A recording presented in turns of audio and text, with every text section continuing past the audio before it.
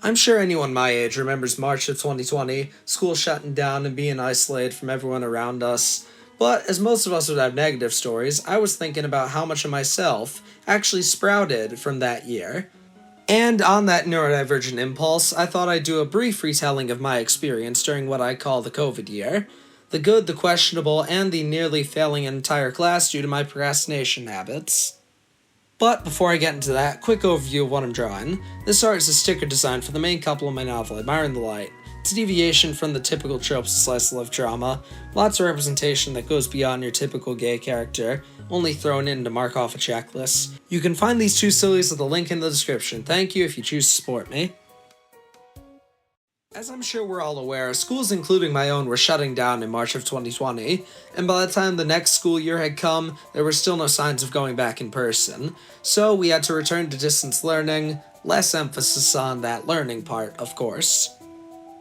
I was in mostly higher level classes, referred to as honors classes in my school. I'd been doing these all throughout middle school, and I figured it would be the same level of difficulty, and I didn't have many problems, until we were given a giant project in the first week of world history. So in my school, every history honors class needed to submit to this annual contest called National History Day. In short, this big organization gives a large topic and students make a project based around the topic. The theme that year was breaking historical barriers, and naturally, being the dedicated student I was, I submitted the topic selection assignment late, with a topic that I knew nothing about and had no personal interest in, just to get it done. Of course, we'll be back to this later. A lot of my classes for the first few months were technical difficulties. I'd sit back and watch these old teachers try and learn Google Meet. My mother was on her own meets upstairs and teaching herself the software.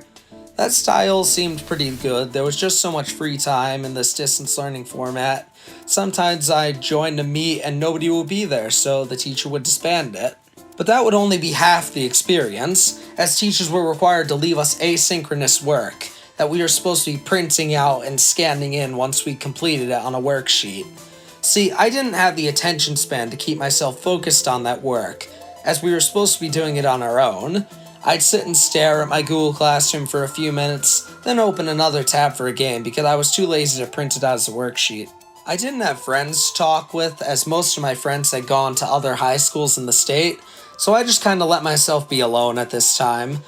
This monotony continuing for months of pure, unfiltered boredom. So now would be a good time to mention that I absolutely love reading, and I've been reading the Warrior Cat series for a while, since maybe 8th grade, and in October I'd made a goofy submission to one of their Halloween art contests, a crap drawing of this character Hollyleaf in a magician costume, just for funsies, not thinking anything of it at the time. And months later, enter January of 2021, in the middle of this bland school year. That's when I found Discord roleplay servers.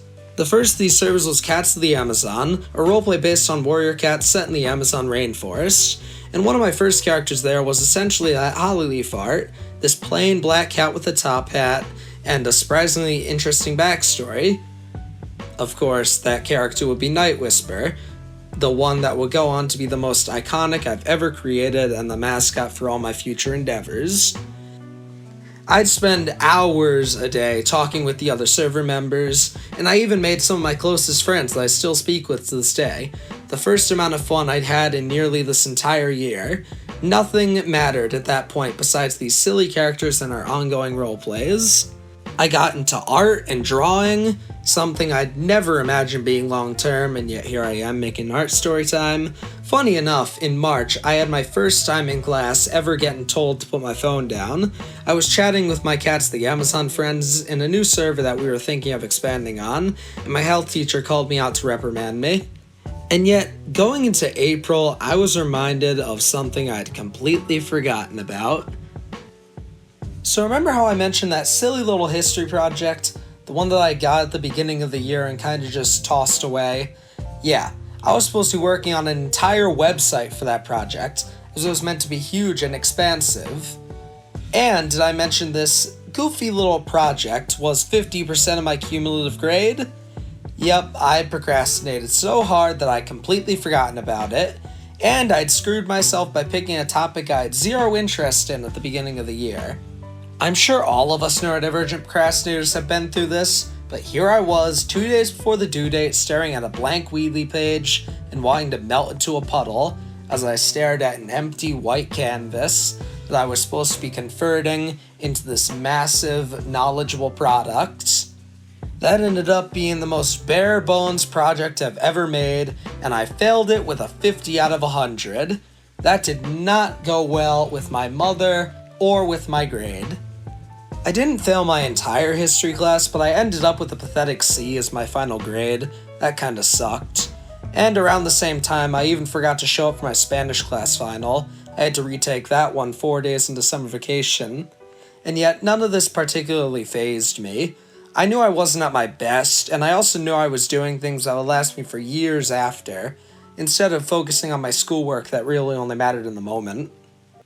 I didn't even cover just how many cool people I met and still talk with this day, and my art journey began during that year as well. So, really, in a strange way, I feel like I'll remember this overall as a positive experience.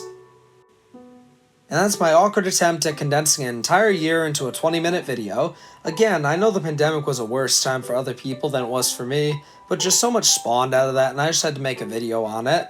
The art for this video is for some upcoming stickers of my own original story, which you can read at the link in the description. If you like reading about silly gay people, this one's for you. Like and subscribe for what I'm sure will be more of this, and I'll see you guys next time.